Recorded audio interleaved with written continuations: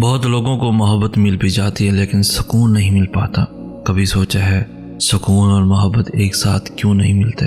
کیونکہ ہماری محبت کی وابستگی انسانوں سے ہوتی ہے اور بشر کو بشر کی محبت نہیں جچتی۔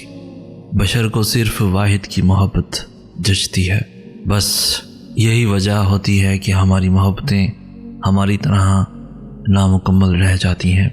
بندے کی محبت زمین پر لا گراتی ہے اور واحد کی محبت آسمانوں تک لے جاتی ہے۔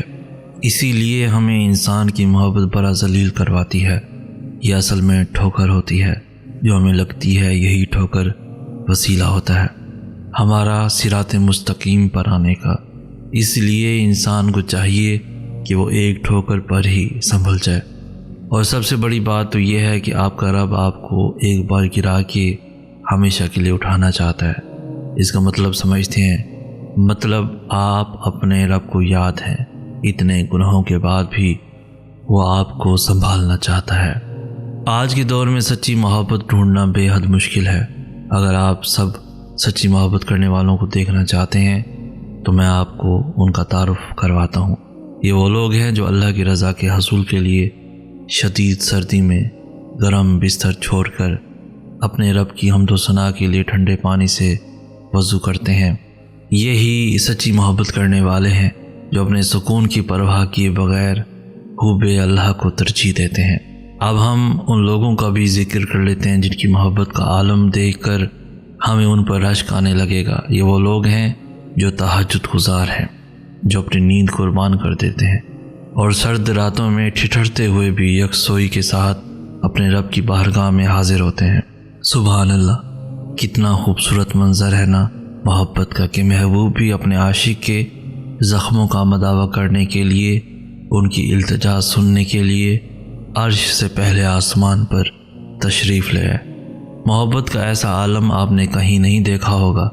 یقین جانے یہ وہ لوگ ہیں جنہیں اپنی محبتوں کا اخلاص ثابت کرنے کے لیے لفظی دعووں کی ضرورت نہیں پڑتی، بلکہ ان کی محبت ہی ان کے اخلاص کی ترجمانی کرتی ہے۔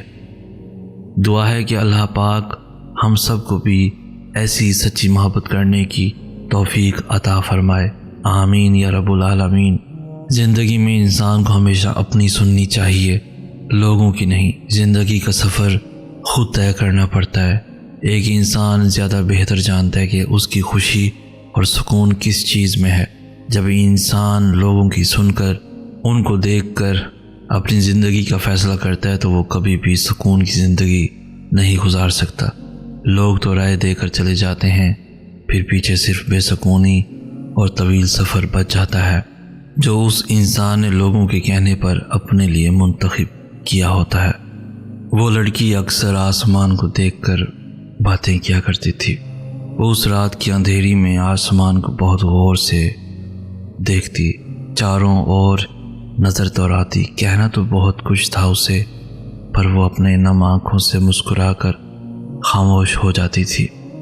اسے پتا تھا صبر کرنے سے خدا کی محبت مل جایا کرتی ہے۔ وہ خدا جو سارے جہاں کا مالک ہے، جو پتھر سے پانی نکال دیتا ہے اور اپنے بندے کو کسی نہ کسی چیز کا وسیلہ بنا دیتا ہے، جو سارے بند دروازے کھول دیتا ہے، جو ناممکن دعاؤں کو ممکن میں بدل دیتا ہے۔ وہ اللہ جو اپنے بندے کو تہجد کی عادت ڈال دیتا ہے۔ اس لیے ہر تہجد کی دعا میں اللہ کو ہی مانگ لیا کرتی تھی۔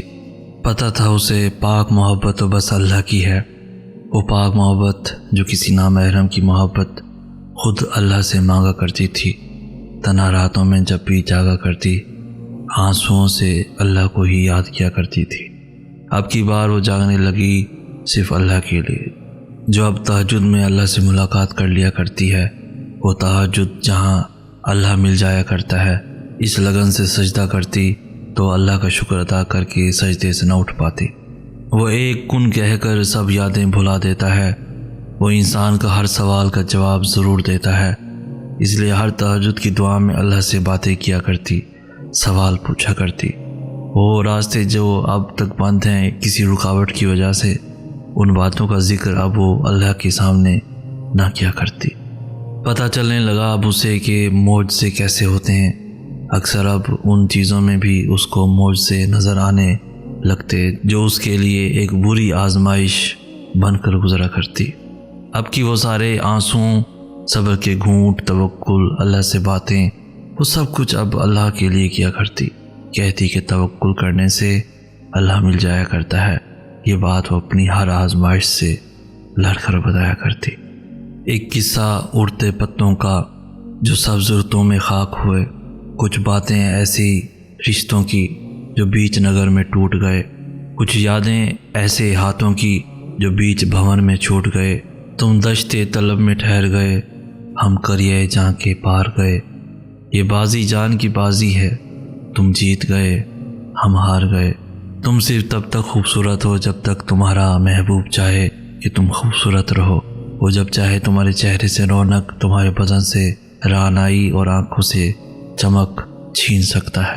ٹھیک ہے، وقت بدلتا ہے، حالات بدلتے ہیں، کافی چیزیں بدل جاتی ہیں اور پھر انسان بدل جاتا ہے، لیکن میرا کہنا ہے کہ کچھ چیزوں میں انسان خود بدلتا ہے۔ پھر وہ وقت کو الزام نہ دے کہ وقت بدلا تو میں بدلا ہوں۔ ہاں، یوں ہے کہ وہ بدلا تو وقت بدلا۔ ہمیں سوچنا چاہیے کہ ہم انسانوں کو کہاں بدلنا چاہیے اور کہاں نہیں بدلنا چاہیے۔ ایسا نہیں ہے کہ ایک انسان خود کو ہر موڑ پر بدل کر الزام وقت کو دے۔ ٹھیک ہے، کچھ چیزیں وقت کے ساتھ ساتھ انسان کو بدل دیتی ہیں، لیکن پہلے پتہ تو چلے کہ وہ چیزیں کیا تھیں۔ اور کبھی حالات ایسے آ جاتے ہیں کہ انسان خود کو بدلنا نہیں چاہ رہا ہوتا، لیکن خود کو بدلنے پر مجبور کر دیتا ہے۔ تو کبھی کسی کا وقت نہیں بدل رہا ہوتا کیونکہ شاید وہ خود کو نہیں بدل رہا ہوتا، اور بدلنا چاہے جس طرح بھی ہو، دکھ دونوں صورتوں میں ہوتا ہے۔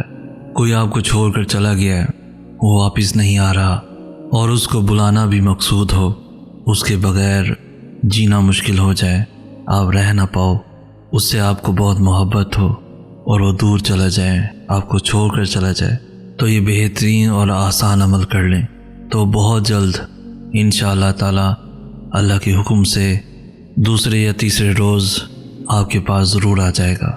اس کا بہترین عمل یہ ہے کہ باوضو ہو کر جس کو بلانا مقصود ہو تو 21 مرتبہ سورہ یاسین پڑھیں، اور سورہ یاسین پڑھتے ہوئے یہ خیال رکھا جائے کہ وہ چلا آ رہا ہے، آپ کی طرف واپس پلٹ کے آ رہا ہے۔ اس کے آنے کا تصور کریں، اس کے واپس لوٹ آنے کا تصور کریں، اور اللہ پر پورے یقین کے ساتھ پڑھیں۔ انشاءاللہ تعالی بہت جلد دوسرے یا تیسرے روز وہ واپس ضرور آ جائے گا۔ اگر فاصلہ زیادہ ہو تو کچھ اور انتظار کریں، لیکن اللہ پر پورے یقین کے ساتھ انتظار کریں۔ انشاءاللہ تعالی جو آپ سے دور چلا گیا ہے یا آپ سے خفا ہو گیا ہے تو بہت جلد وہ واپس پلٹ آئے گا۔ آپ کے درمیان جو بھی ناچاکیاں ہیں دور ہو جائیں گی، آپس میں محبت پیدا ہوگی انشاءاللہ تعالی۔